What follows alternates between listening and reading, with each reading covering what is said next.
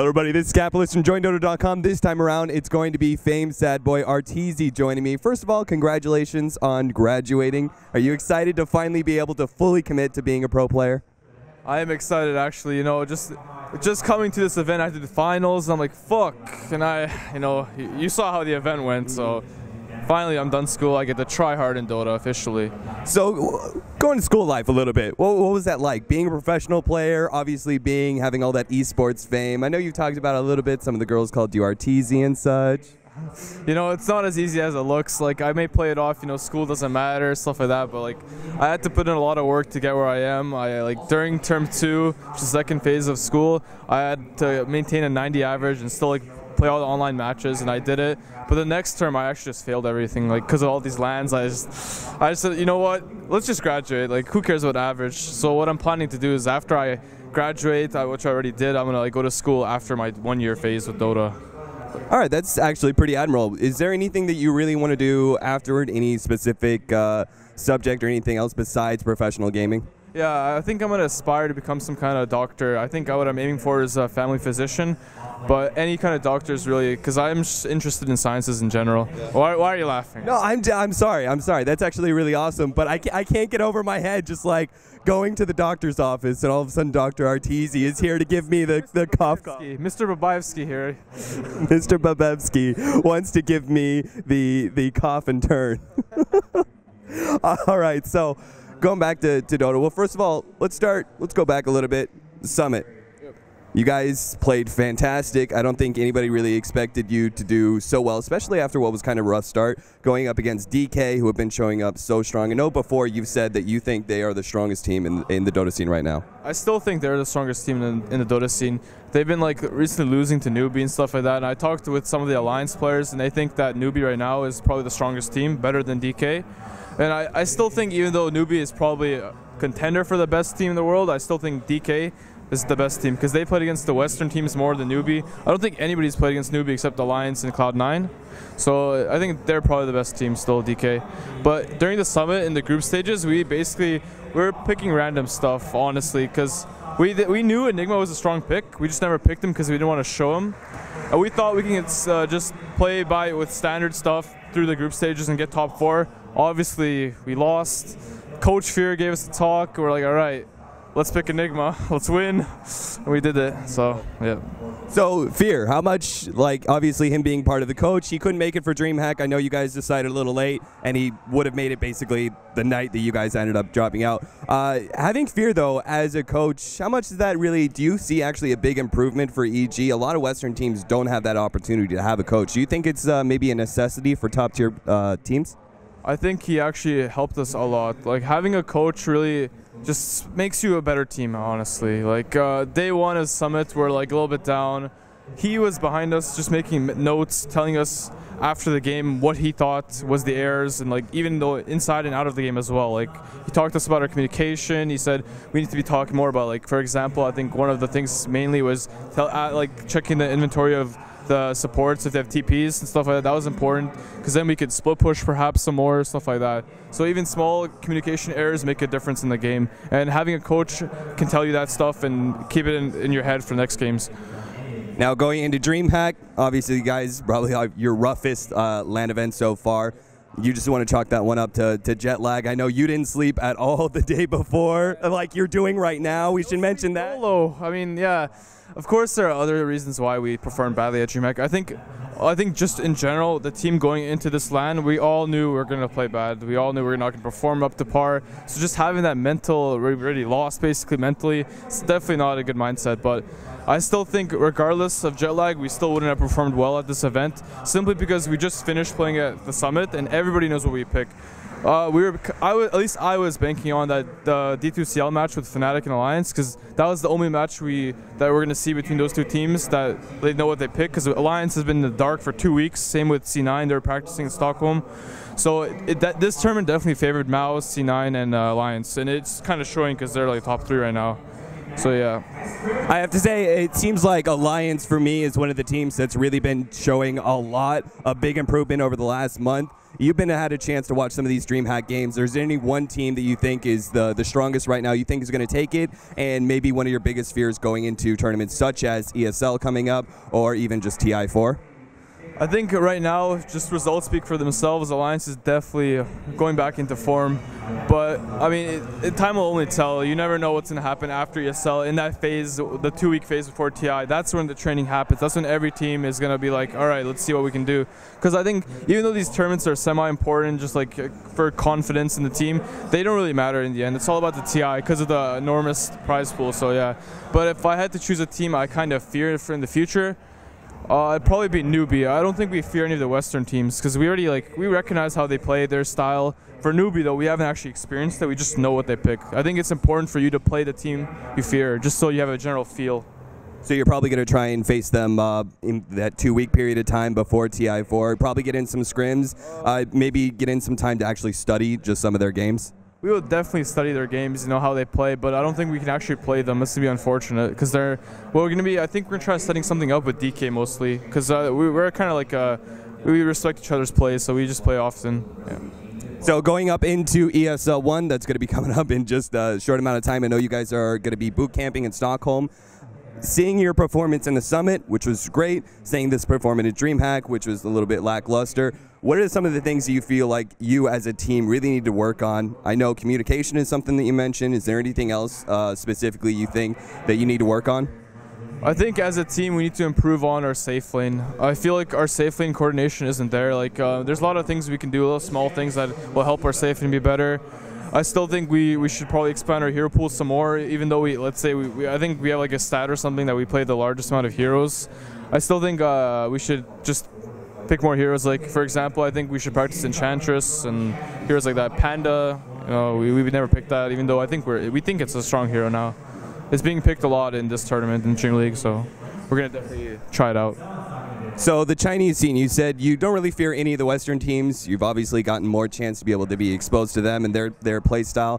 What about the Eastern teams? You're going to be facing up against a couple of them in ESL. IG, for me, is one of the teams that completely stands out above the rest, in consistency at least. What team are you really looking forward facing to at ESL?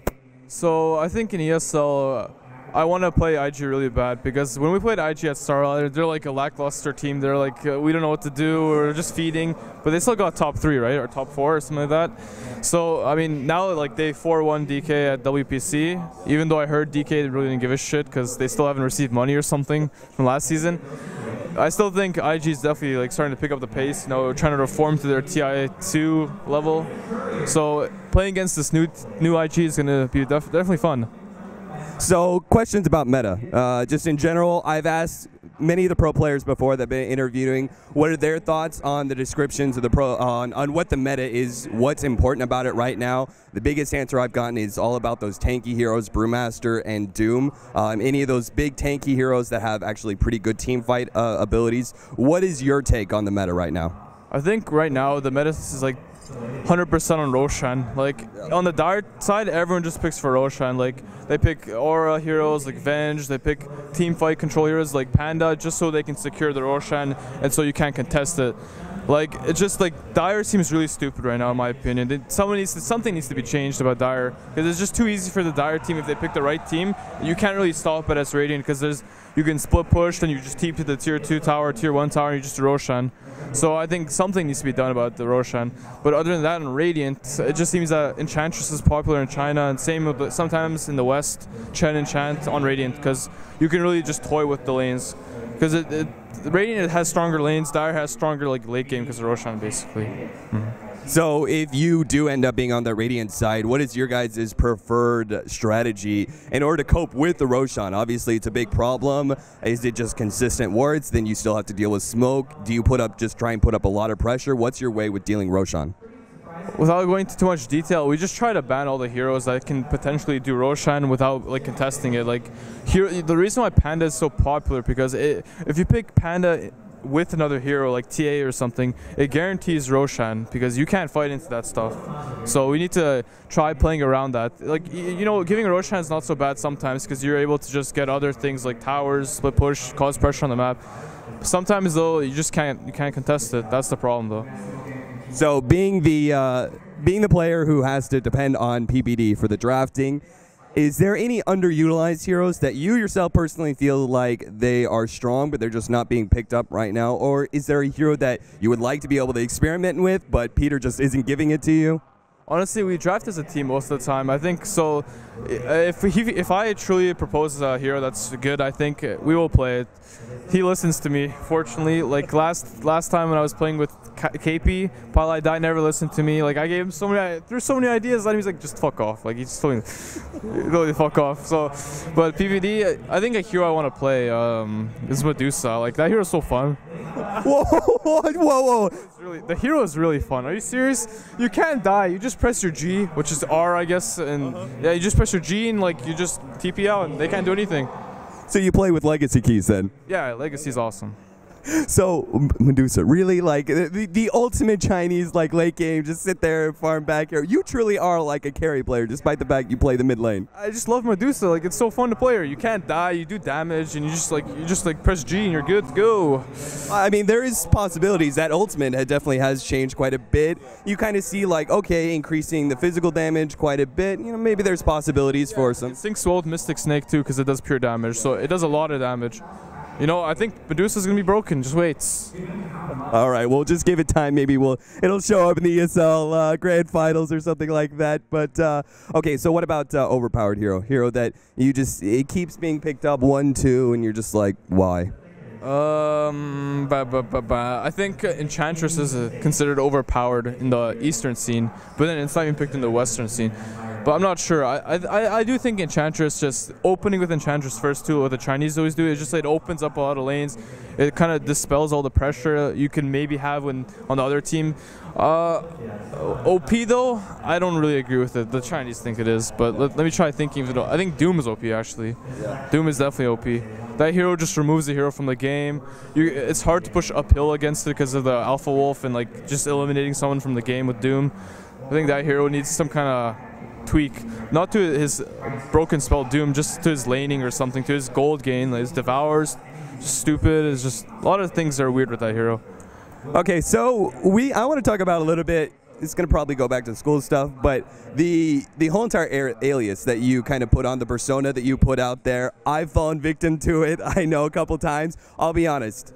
Back in the day when I ran into you a couple times, NEL, ICL, whatever, I totally thought you were an asshole. I'll be completely honest. I was like, God damn it, this guy is such a dick. But it turns out you're actually a really nice guy. Why the persona? I don't know. Honestly, I think back when I was playing, I never expected to become big, and I was like, "Fuck this! Online is my release." Like when I'm actually kind of like a laid-back guy, chill guy. I don't really care in real life, but online is like where I just like, fuck, time to rage. Like, you know, everybody has like some kind of split personality shit. Like it's online, so you're like, it doesn't matter what you do, right? So Dota is kind of like your release in some way? It's my release from real life stuff. I played when I was annoyed with school and stuff. I was like, ugh. So I just flamed people. All right. No. It's okay. I'll be honest. I probably deserve the flame, but other people? Yeah, you definitely do. but yeah, this is a form apology to anybody I flamed. It's not personal. Just relax. Awesome. Well, what about Mason? So he's a guy that recently came onto the team, replacing Fear. He's also another similar character, I would say, where he has that persona online. What's your relationship with Mason? I know you guys were friends before. You guys were kind of like, before you actually became big, you were kind of like the pub stars together. Talk about your relationship with Mason, how he came to be on EG. He actually reminds me of myself back in the day when I played NEL when I was like 16. Brutestar kept flaying me. Like, it was just like when you're at like that, you just don't give a shit. You just say whatever you want. But yeah, I mean, we've been playing with each other for a long time, you know, in NELs. We always knew he was a strong carry player, so in the back of our mind, you know, like if something like, because we knew about Fear's condition early on, we didn't know how serious it was. We just knew he had like a lot of arm pain. We had him in the back of our head, you know, because he stood in a lot when Fear was busy with his doctor stuff. So I mean, I think he's a strong player, and You never know. Maybe he's not go pro in Dota, because I think he said that after this team he's done. But yeah, he's always said that he had no interest in playing competitive until he started ringing with you guys, and he said that you guys were the only team he really would consider playing competitively with. I think it's because he has such a unique personality. I think for another team to pick him up, you know, they have to deal with it and stuff. But we know, like, at the end of the day, you know, he's human. He's just kidding around. You know, people just have to relax. Like, you just let him play Dota. Obviously, if you met him in real life, he's a really nice guy. He reminded me very much of, like you said, he reminded me of you. Like, I met Mason in person. I was like, oh, he's a super nice guy and all that sort of thing. I was just like, it's a breath of fresh air meeting the people you think are assholes online, you know. All right, well, talking about the rest of your teammates, this is it's a stupid, fun way to end the interview. I've done it with a lot of the teams in the past. Marry, fuck, kill, and kick from the team. Kick from the team. So it's not as bad as kill, but your 4 teammates. Okay, okay, marry universe. Why is that? Because I room with them every time, you know, we bond, so no, that's it. There's maybe a little bit of brotherly love going on there. He's my brother. I consider him my brother. Who to kill? I kill Mason. Fuck Mason. Fuck that guy. Marry Zai, you know. Oh, I thought you said you would marry Universe. Marry Zai again. Okay, wait. Marry Zai too, though. Okay, okay, I'll allow you polygamy, but you also have to choose to fuck one or the other. Fuck. Can I just marry everybody? You know, we're all buddies. Fine. Okay, fine. Kill Zai then. Fuck Zai. I'll marry Universe over Zai, and then a kick PPD, man. Fuck that guy. And then I'll become the drafter and draft Medusa. Medusa Wisp every game. I'm sorry, I have to point this out. You killed 2 people. You didn't fuck anybody. That's what everybody wants to know, is who you want to fuck, Arteezy. A girl? Do I need girls on our team? No girls? Hey, you become the captain. Then you kick someone and bring in a girl. Then no problem. Fine. That's fine by me. All right, well, we'll leave it at that, guys. Thanks again, Arteezy, for taking the time to have this interview. And guys, more interviews coming up. Join Dota.com. All right, so we're bringing Arteezy back.